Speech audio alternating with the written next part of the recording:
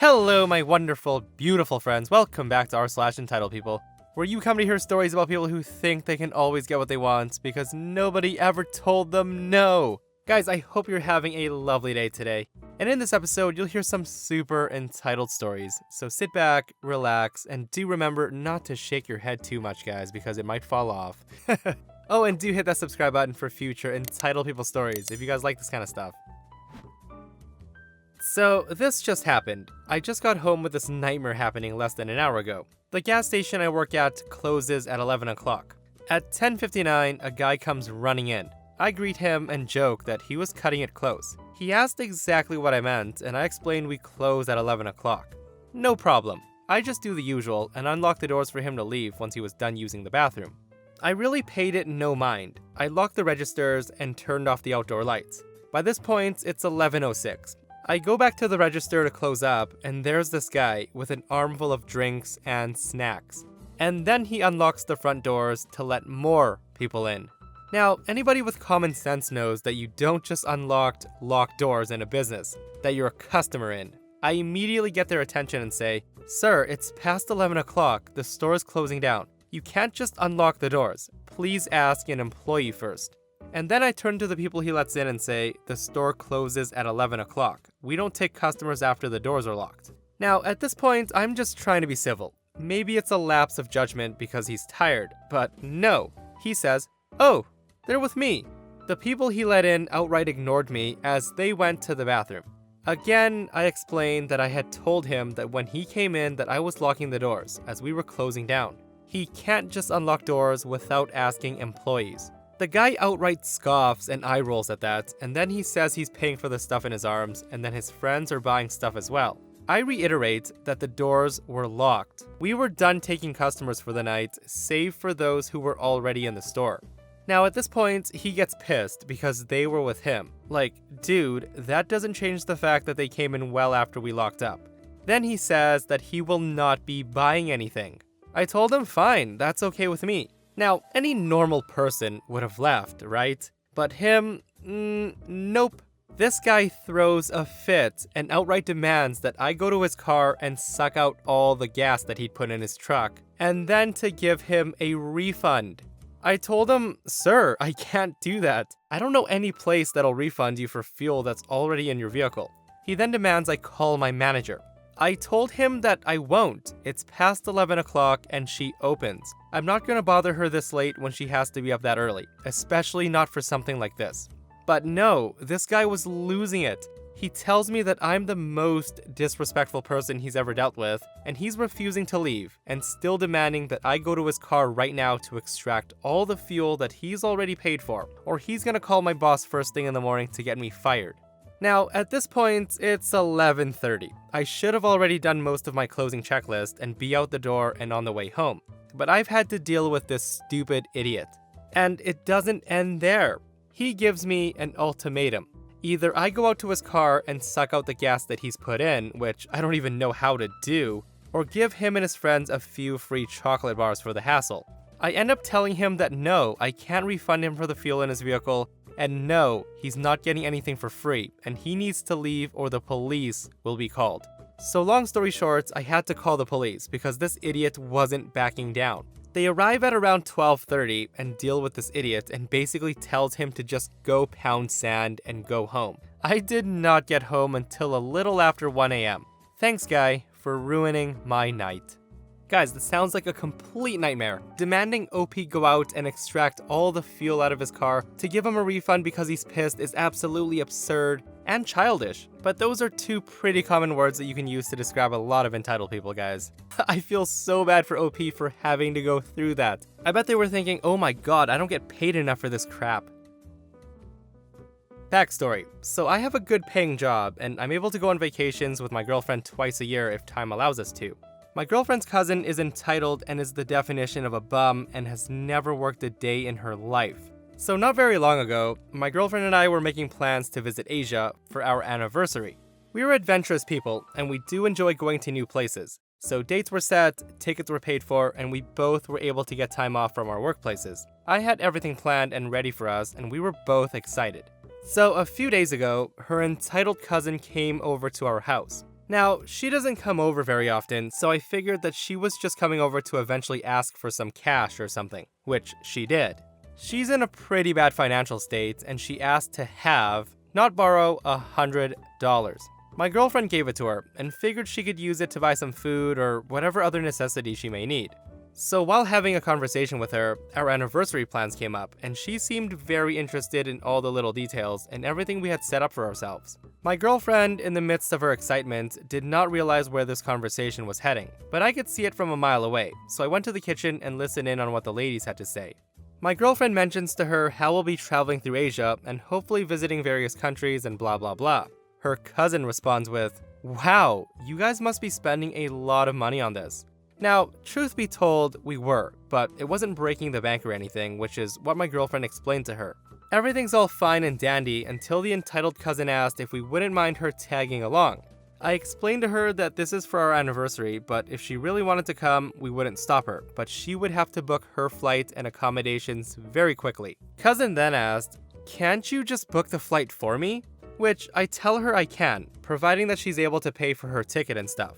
Now, her face then changes, and she says, "Why can't you guys just pay for me though?" I tell her that if we invited her, then I would have been more than happy to pay for her, but 1, I wouldn't be inviting anybody else on my anniversary trip, and 2, she asked to tag along, therefore she should pay for herself. Now, this does not sit well with her at all, and she starts saying that she's never been to Asia, and then turns to my girlfriend saying, "We're family. Why won't you help family?" Now at this point, nobody says anything, and I'm rather confused at the whole situation, and my girlfriend's face is getting red with embarrassment. She then asked how much a flight really cost, and I told her it'll cost roughly a few thousand, and we were planning on spending almost $5,000 all said and done. She then says, "How about this? You pay for my round trip ticket and give me at least $2,000 spending money for food, hotel, etc., and I'll pay you back as soon as I can." As if her asking us to pay for her trip wasn't enough. I look at her with the most perplexed face and I tell her that nobody's going to be paying for her trip, especially when she's demanding so much spending money on top of the fact that we do not want her to come. I tell her that this trip already cost us thousands of dollars for just me and my girlfriend alone, and there was no way in hell that I'd be willing to pay everything for her and fork over money for her to spend at her will. And she loses it. She says, "We just agreed that you'd pay for me and I'd pay you back. You guys are so selfish." I politely and quietly asked her to leave and that this discussion was over, and reminded her that the only money she was getting from us was the $100 she got earlier.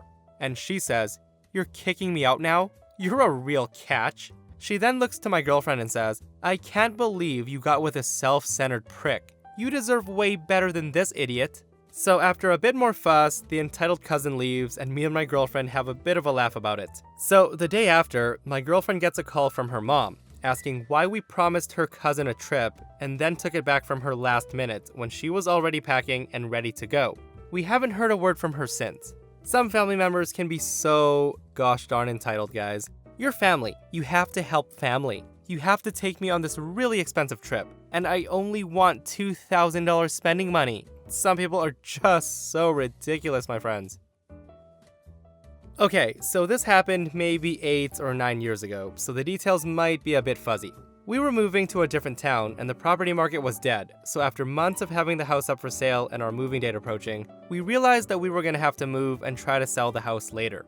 We were also considering getting someone we trusted to live there for the time being to take care of the property. So enters this entitled beggar. So a little background.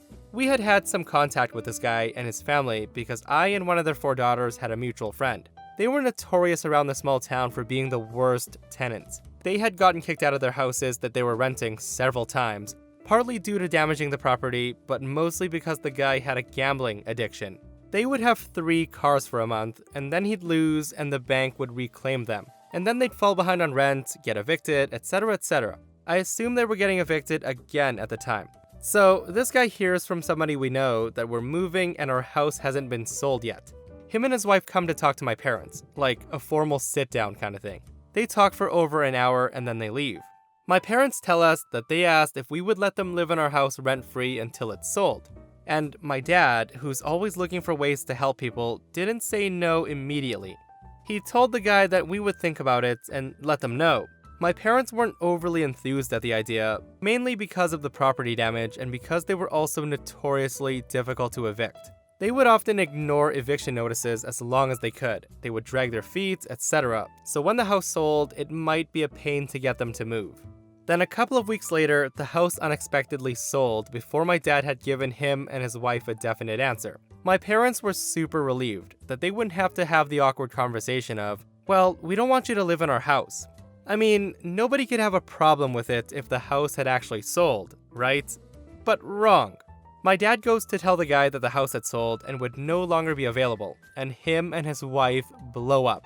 He starts cussing my dad out, invoking heaven's wrath, literally, saying that God would punish my dad for not helping his neighbor in their time of need, and that they needed this house and can't afford to live anywhere else. He then told my dad that he shouldn't have offered if he was just gonna take it back, and my dad hadn't offered. He then said that my dad was the worst person he's ever met, and God would judge him, and that he would pray for my dad. About a month or so later, my dad encounters him again somewhere in town and gets the same spiel again, loudly, in public.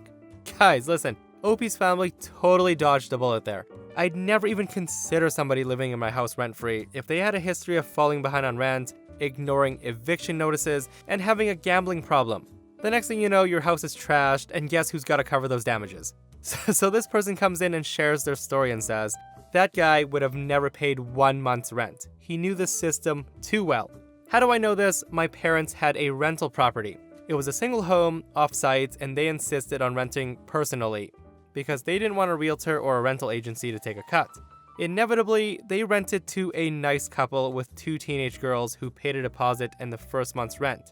Just after moving in, they try to stop check on the payment, and then immediately starts to write nasty letters to my parents, claiming that since they were both handicapped, my parents were required to give them free housing, so they would be making no more payments. Sure enough, they never made a single other payment on that place. My parents didn't start eviction procedures until the second month they hadn't paid, and then it took an additional 6 months to get them out of the house due to the whole bunch of technicalities that the couple knew how to play well. It turns out that they were dealing drugs from the house and they trashed the place. My parents used that income to pay their own mortgage, so they were hurting already, before having to pay for additional damages. These people really knew what they were doing and don't care about anybody else. Buckle up, boys. So a backstory. I'm a pretty hardcore PC gamer. When I turned 17, I got a job. I saved my first paycheck for a few months and spent $2,000 on a PC. Over the past 5 years, I kept upgrading and spent about $4,000 on it total. 6 months ago, I was having massive issues and it turned out my graphics card was fried. Sad face. Now, I had been saving for a new PC and spent a lot more on that, so I had a spare PC in my room. I swapped out some parts and turned it into a mini server to run in my room. All good. So this Christmas, we had family at our place, including the young kids. My cousin, who's 11, was looking in my room as it's quite techy, so naturally he's interested.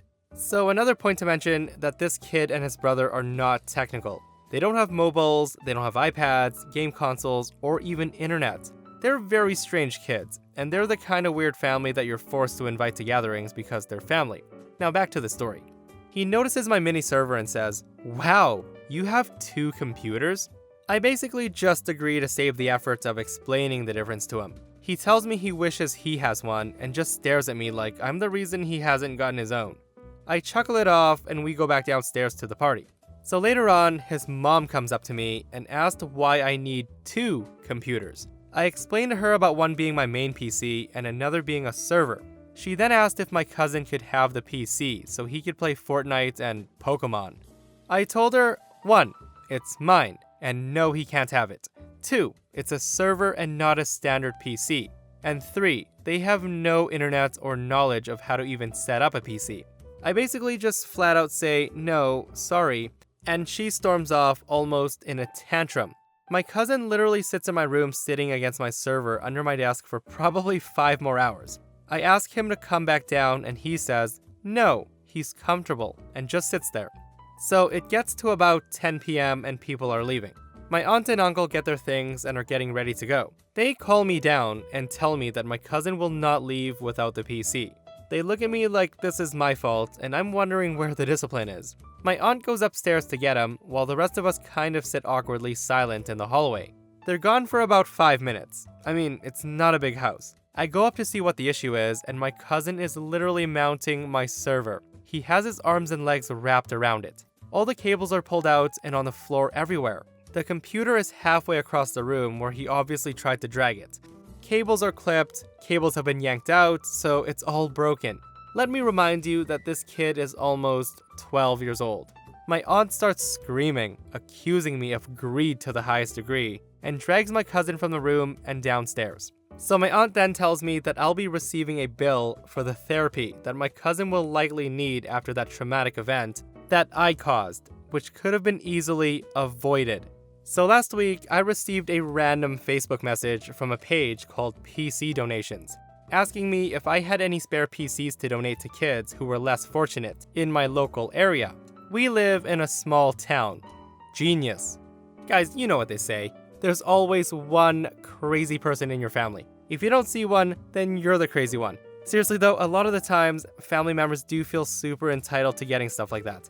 I remember when I was little, my younger cousins always wanted to come over, and my mom would make me give away my toys and stuff because they'd throw a fit. Like yeah, it doesn't compare to a $4,000 computer, but you guys get what I'm trying to say. Being family does not give you the rights to other family members' things. And that, my friends, brings us to another end of our / entitled people. Guys, we made it, we survived another one. I hope you guys enjoyed the stories today and did not shake your head too much at these people. Guys, if you missed the last episode, I'll link it right here. An owner assaults a customer, thinking they're his employee. It gets really, really bad. Check it out if you haven't, and I'll see you guys in the next one. I love you.